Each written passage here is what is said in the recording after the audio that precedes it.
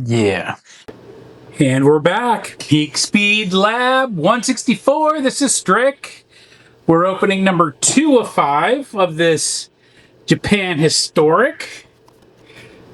As you'll see here, we got the Toyota AE86 Sprinter Trueno. Don't know if I pronounced that correctly, but we're going to open her up, see what she looks like.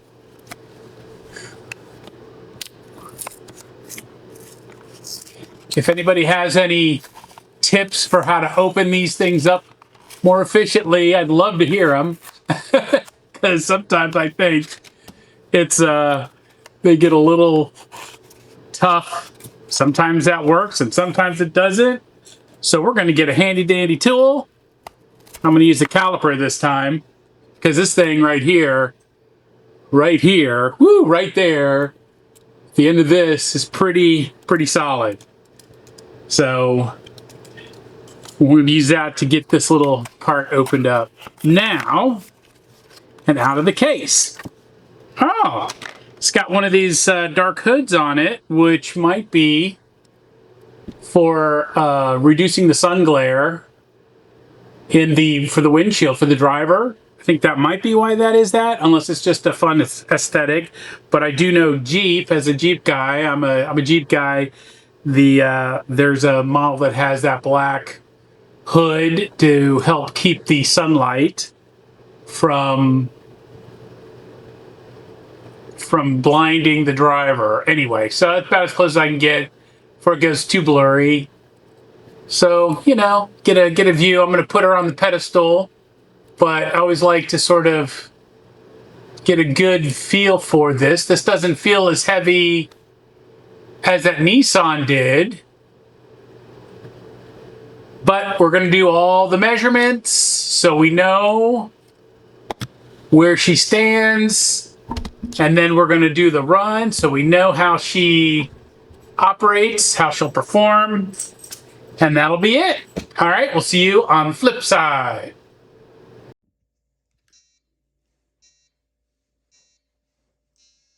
Warm up.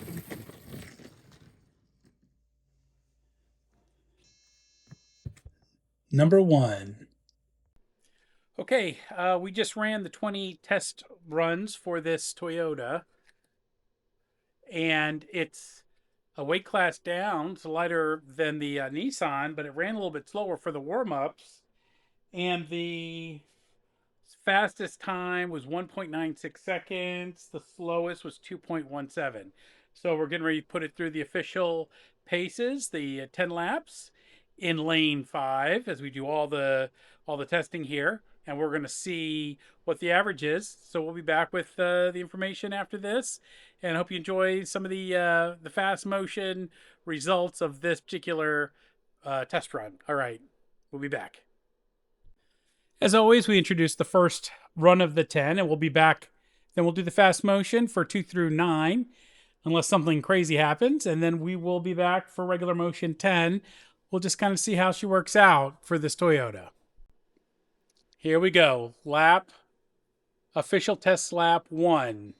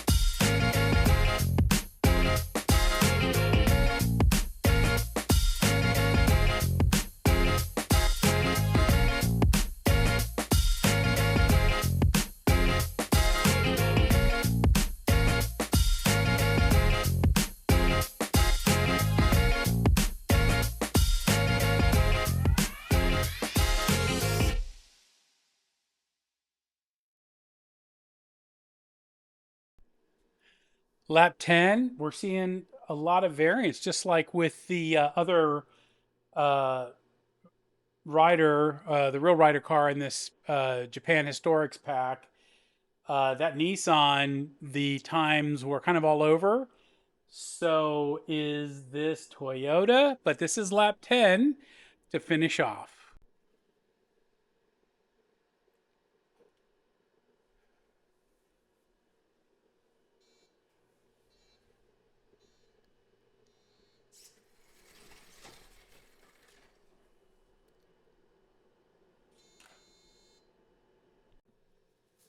Welcome back, Peak Speed Lab 164, where we see once again gravity, and I'm banging the table, gravity and mass meeting friction, and the ramp deciding the results. This was an interesting one again today. Now, granted, we're still early on, but this little Toyota AE86 Sprinter was surprisingly slow. I thought it was going to be a bit faster than the Nissan that we ran previously. The Nissan was a little bit heavier, so I was wondering on the short form racetrack as we went up in weight, the lap times got a bit slower. But this one is in a lower weight class and it ran slower than the heavier one. So we've got more at play than just weight, it looks like. Um, so that's why I'm keeping track. We got the database working. This is card number, I think, 5. Yes, card number 5.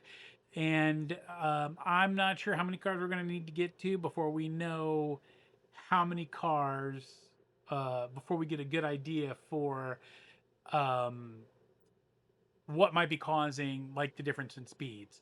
But what I am looking forward to is getting through enough of these cars to get a good solid top 10 for the short form drag strip, and then moving over to the 164 scale quarter mile drag strip, and also for speed and potentially time. We'll see, but that's mostly going to be for the actually miles per hour and then kilometers per hour.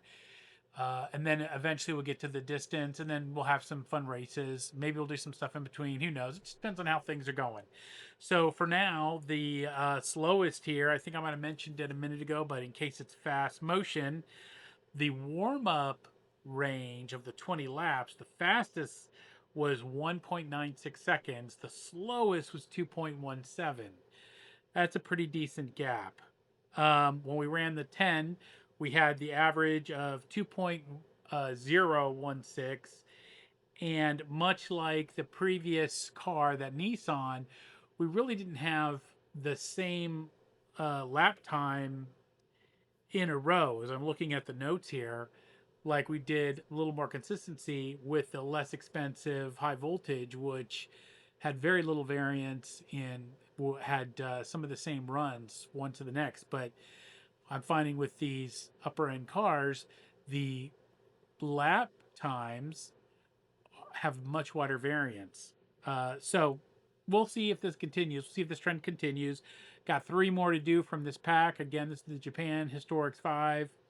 And we've got a 77 Toyota Celica still, the Datsun 620, and the 88 Honda CRX to run. So those will be the next. We'll do those in order.